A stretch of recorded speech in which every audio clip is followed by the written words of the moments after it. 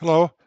This video is going to be about linear quadratic regulators or linear quadratic control and robustness.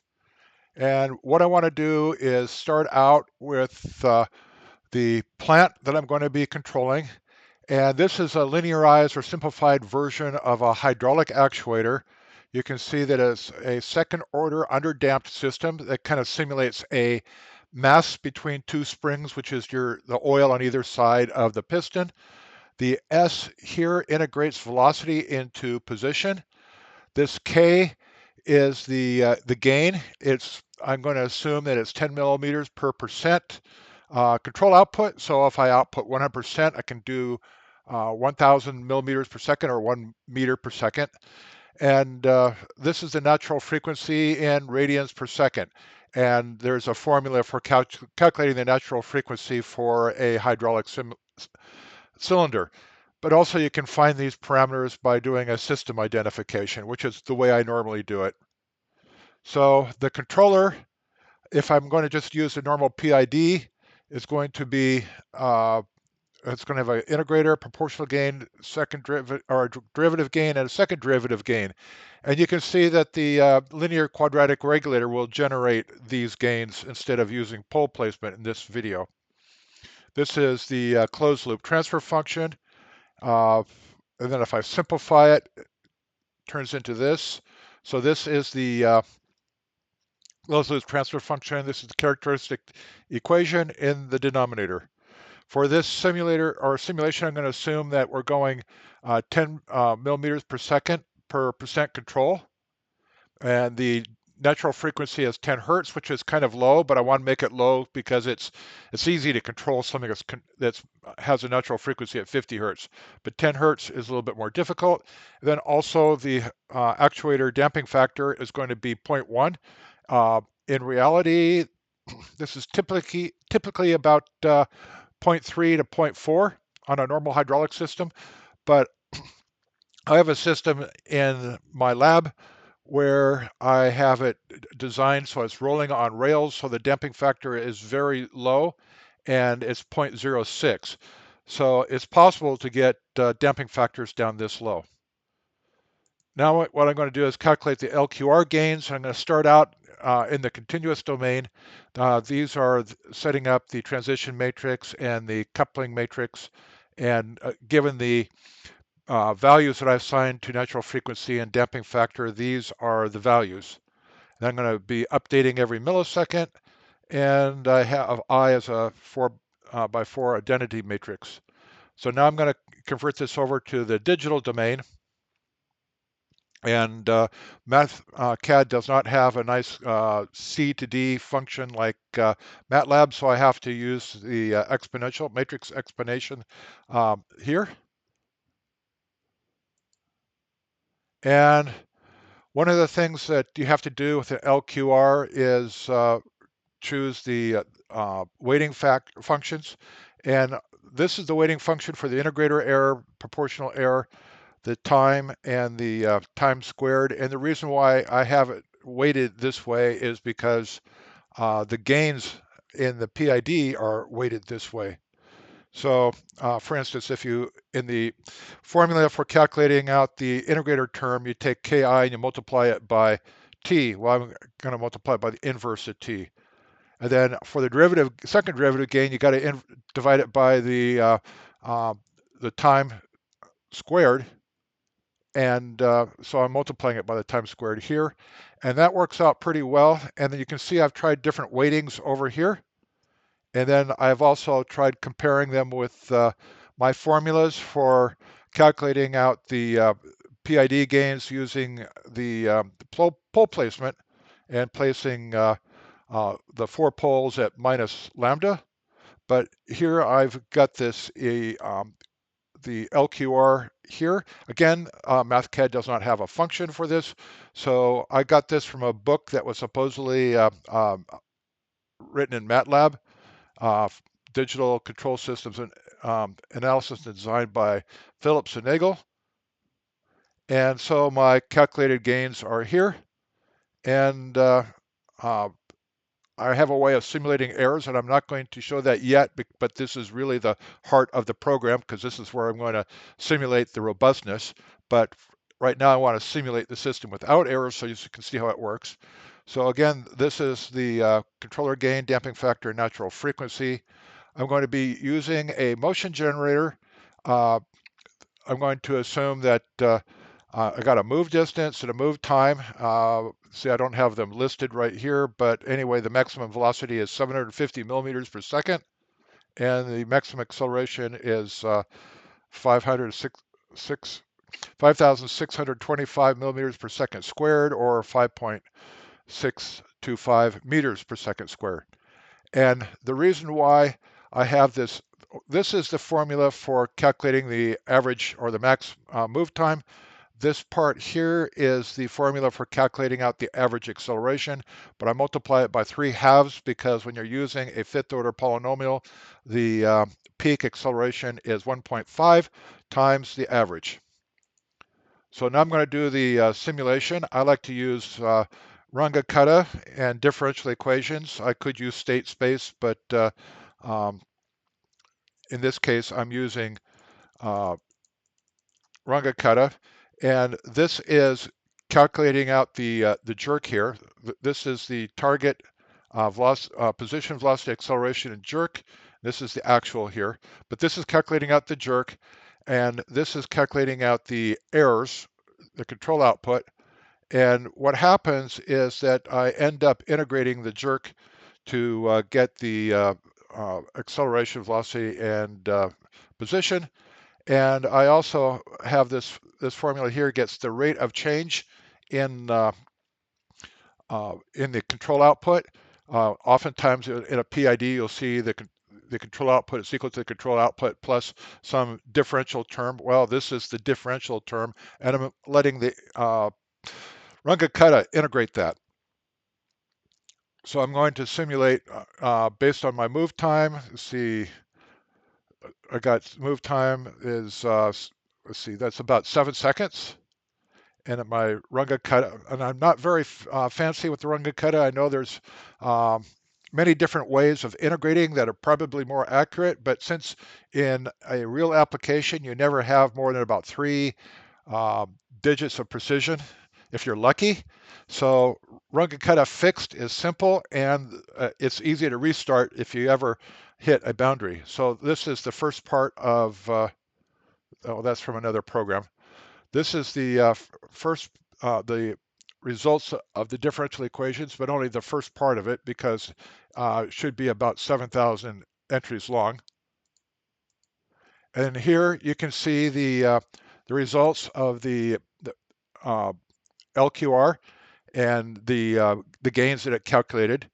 So what you see here is that there's a cyan line underneath here, and that's the target position. And that's what we're trying to minimize the errors between the target position and the actual position. The actual position is the control part. So we have the target generator generating the target position, and the LQR feedback and control generating the actual position. And this is the control output. And you can see that goes up to about 75%. And that's is about right because we're going 750 millimeters per second, which is about 75% of 1 meter per second. So this all makes sense. Now down here, I display the gains and the value that I use, the 10 millimeters per second, the 0.1, and the 62 radians per second for the natural frequency. This is the velocity profile coming down here. I'm plotting out the Bode plot, and you can see that it's fairly flat, and it goes out quite a distance here, but the frequency of acceleration in my target generator here is about 0.25 hertz. So because I'm using these nice S ramps, the S ramps are actually cosine ramps, and if it takes 0.2 milliseconds or seconds to ramp up and 0.2 seconds to ramp down, that's 0.4 seconds altogether, and that 0.4 into 1 second, or into 1 is 2.5. So I should be about here on the graph. And you can see there's a little bit of phase lag, which is why my tracking isn't exactly perfect. Then let's look at the poles and zeros. And here you can see the zeros and the poles. And the reason why it tracks so nicely is because the zeros and the poles are pretty close to each other, except for this one guy out here. And the zeros that are closer to the origin extend the bandwidth. So now let's simulate the test the robustness. So let's come back down here. And let's see, right here. Oops, too far. Now I have the gain is 10, damping factor is 0.1, natural frequency is about 62, and I'm going to enable the random number generator and enable up to disable evaluation. Okay, now it's going to generate random numbers for this, and it's got a standard deviation of 0.1 or 10%, and so this is going to vary by 10% with a standard deviation of 1 meters, 1 millimeter per second per percent output. You can see this is varying also, and this one has gone from 62 to 55. So now I've assumed that I'm controlling it with the values up above with the 10, the 1, and the 62.5, but I'm going to test it out against these values here. And let's see how well it does. And you can see that it's doing pretty well. Here you can see the values that it actually used. And if I hit Control F9, I can do another random simulation. And you can see that even though the numbers here, the actual numbers, are changing, you can see that the linear quadratic control is very, very consistent. And part of that's because of how I chose the Q and the R matrices. Okay, let's go down and take a look at the Bodie plot and do the same thing so you can see how that changes. And you can see it's changing a little bit each time.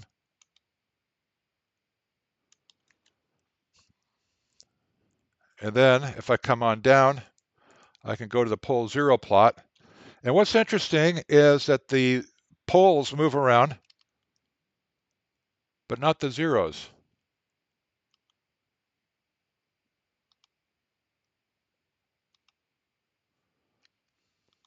And it's almost like those two imaginary zeros are canceling out or close to canceling out the imaginary poles, which is why the Bodie plot looks so good. So I'm getting close to wrapping this up. What I want to do is make sure that you realize that the LQR algorithm is a very good algorithm. I wouldn't really use it for doing a single input, single output. I would rather use pole placement. But and the reason why is because choosing these weights is kind of a trick. And also this R value determines how fast the response is going to be. If I make this smaller, the gains will increase down here. Well, let's just show you that. Let's come down here. Here's my gains. If I make R smaller, that means that there's not as much cost to increasing the output. You can see the gains increase by quite a bit. Well, let's just go down and take a look at, while we're at it, let's go take a look at the responses again. And you can see that the gains are higher. Graph still looks the same. So I guess I could be more aggressive. It's probably following the target much more accurately than it did before with the higher gains. You can see that this bandwidth is extended out a little bit more. It's a little bit flatter. And also down here, um, it hasn't really changed the poles and zeros at all. But it is interesting that the poles are moving closer to the zero, which cancels them out, which means that you really only have this, effectively you only have a single pole and zero. And this is what is really making the control so good.